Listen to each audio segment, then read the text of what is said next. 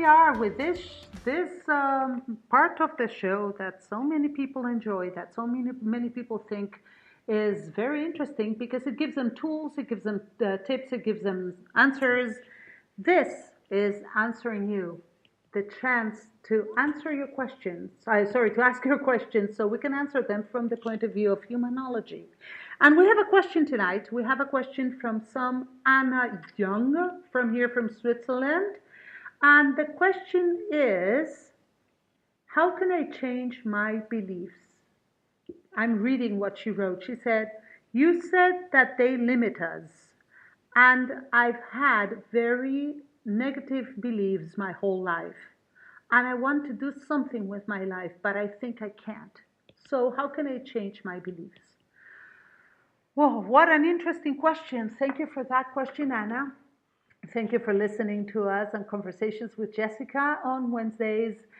Let's see if I can give you a few ideas, a few tips, a few tools to help you change your beliefs. Well, as you might have heard on the program we devoted to beliefs, human beings establish their beliefs by or through repetition and through emotion.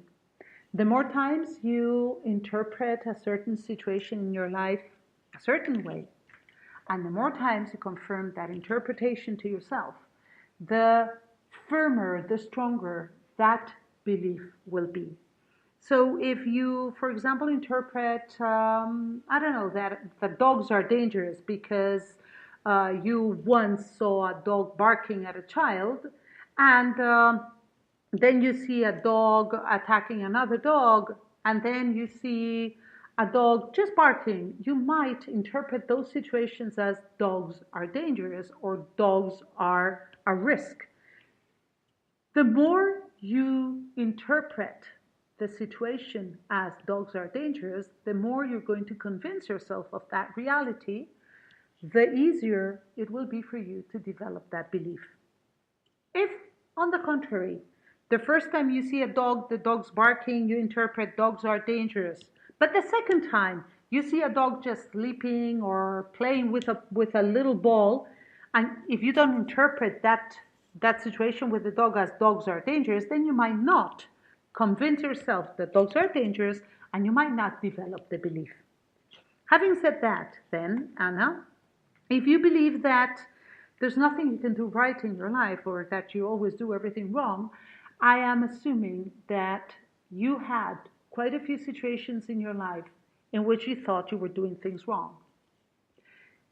Whenever we add emotion to those interpretations, then our belief becomes stronger. So if you also had certain feelings underlying or reinforcing those interpretations, then your belief is stronger. It becomes more firmly established in your mind. That is how they are created. How can you go about changing them? Well, one of the tools you can use is first questioning your beliefs. Ask yourself, is it true? Is it absolutely, totally true that I do everything wrong in my life? That I'm not good? That I can't do things? Question yourself by offering yourself the opposite interpretation. Okay, I tell myself, I believe that I am not good, that I can't do things right. If I think about it from the opposite point of view, is there anything I can do right? Is there anything that I am good at? Find examples, find real examples in your life that prove that you can do things well, that you are good at certain things. Then you'll see that the belief you had until now, I'm not good at anything, there's nothing I can do right, is not completely true. The moment you question your belief and you doubt your belief, and there's doubts in your mind, the sooner you'll be able to change it.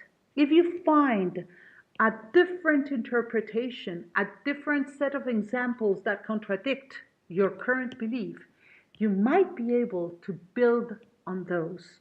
Okay, so I am good at this. I am good at that. I do this well. Focus on those instead of focusing on the ones you can't do. Focus on the positives instead of on the negatives. If you want to turn the belief around, one of the tools is to look for proof in your life that contradicts your belief. Okay? That's the first tool, Anna. You can question and contradict your belief. A second tool that you can use is neurolinguistic programming, NLP. Louise was mentioning it a few minutes ago. You can hire a coach, you can hire an NLP professional to help you change those beliefs. Hypnotherapy can also help you change beliefs. These two last techniques, the last two techniques I mentioned, NLP and hypnotherapy, need professionals to guide you through them. And you need someone to help you change those beliefs. There are, then at the end, quite a few tools out there that you could use, Anna. But I think the basic tool and the number one tool is asking yourself, do I really want to continue believing this? You told me that you wanted to do something with your life. Well, don't ask yourself, can I do something? Ask yourself, what do I want to do? How do I do it? Take a more proactive stance with reference to your own beliefs. Don't just limit yourself to accepting the beliefs you have. Question them and look for new ways to make them bigger, stronger, greater, so that you can change not only your belief, but the reality that you're creating through that belief. I hope I answered your question, Anna. I gave you just a few tips, just a few tools. Of course, I can't give you the whole set on the program because we don't have that much time. It's a short program, but those are a few tips for you to start thinking about your beliefs and how to go about them. And if questioning your beliefs doesn't help, try and find an NLP practitioner or a hypnotherapist to help you. Of course, a humanologist will offer you all those plus many other tools. Thank you for sending us your questions. Don't forget to send us your questions, people. We will be answering you here live every Wednesday. You can send them to me via email, info@jessicajlockhart.com, and you can also use the chat service. This was Answering You.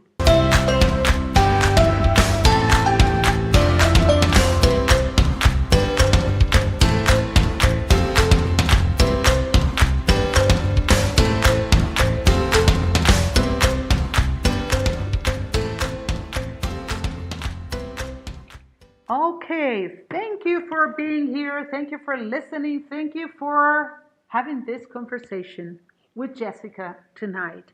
Today we spoke about coaching with a fantastic coach, Louise Armstrong, and we spoke also about some tools for changing beliefs following the question posed by one of our listeners.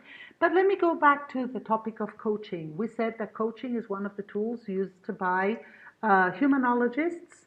As you know, humanology is the discipline that studies and explains human beings, and as such includes a whole set of tools that professionals can use when trying to help human beings. Professional humanologists therefore use the tools taken from the world of coaching, the world of mentoring, NLP, we mentioned it too. We can use tools from positive psychology, psychiatry, anything and everything that can help us explain, understand, and help human beings. Therefore, humanology is like this big, huge umbrella under which human beings are sheltered and under which we have this humongous toolbox that includes everything we can offer our clients to help them take control of their lives, take control of their beings, take control of their personal spheres. Because at the end of the day, that's what we're here for. As Louise, our guest, said before, we're here to connect and we're here to grow and develop as human beings. And that is what humanology does. It works with and for human beings. Well, this was Conversations with Jessica tonight.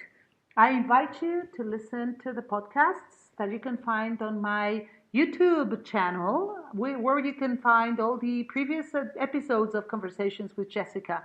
Just Google me, Jessica J. Lockhart, and you will find my Facebook page, you will find my YouTube channel, you will find my podcasts and my radio shows, and you'll be able to connect. and become a part of this growing family of humanologists and humanology followers, because humanology is here to stay and is here to help human beings. It was great talking to you. I'm very happy to be with you one more Wednesday on Conversations with Jessica. I will see you. I will hear you. I will talk to you. I will have another conversation with you next Wednesday at the same time, 7 p.m. Central European Time. Bye. Have a great, fantastic week.